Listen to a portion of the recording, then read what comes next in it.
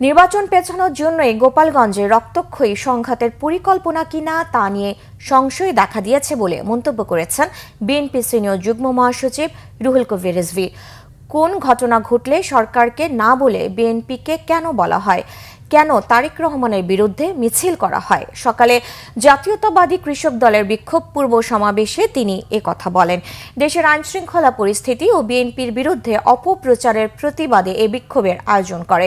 নয়াপল্টন দলীয় কার্যালয়ের সামনে থেকে শুরু হয়ে মিছিলটি প্রেস ক্লাবে গিয়ে শেষ হয়। মিছিল পূর্ব সমাবেশে রিজভী বলেন, ফ্যাসিবাদের বিরুদ্ধে আন্দোলন করতে গিয়ে কৃষক দলের 11 জন মারা গিয়েছেন। তিনি বলেন, শেখ হাসিনা চলে যাবার 3 দিন পর্যন্ত কোনো সরকার ছিল না। 3 দিন পর যখন সরকার গঠন হলো, সবার প্রচেষ্টায় দেশের মানুষ হাঁপ ছেড়ে বেঁচেছিলেন।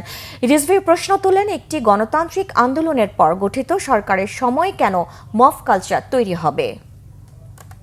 ঘটনা হলে যে ঘটনা মিটফুটের সামনে হৃদয় বিদারক ঘটনা ঘটেছে, তার জন্য তো সব সময় যে কোনো হত্যাকাণ্ড, রক্তপাত সরকারকে অভিযোগ করে। আপনারা সরকারকে বললেন না, আইন শৃঙ্খলার জন্য দায়ী দায়িত্ব তো সরকারের, তাকে কিছু বললেন না, প্রশাসনকে কিছু বললেন না। মিছিল করছেন তারেক রহমানের বিরুদ্ধে, যিনি 17-18 বছর লন্ডনে রয়েছেন, যিনি নিজেই নিপীড়িত নির্যাতিত শেখ হাসিনার দ্বারা। তার বিরুদ্ধে কথা বলছেন। সবাই চায় যে পতিত স্বৈরাচার, সেই পতিত স্বৈরাচারের বিরুদ্ধে গণতান্ত্রিক শক্তির ঐক্য চায়, কিন্তু আপনারাই অত্যন্ত পরিকল্পিতভাবে সেটাকে বিভাজন করছেন।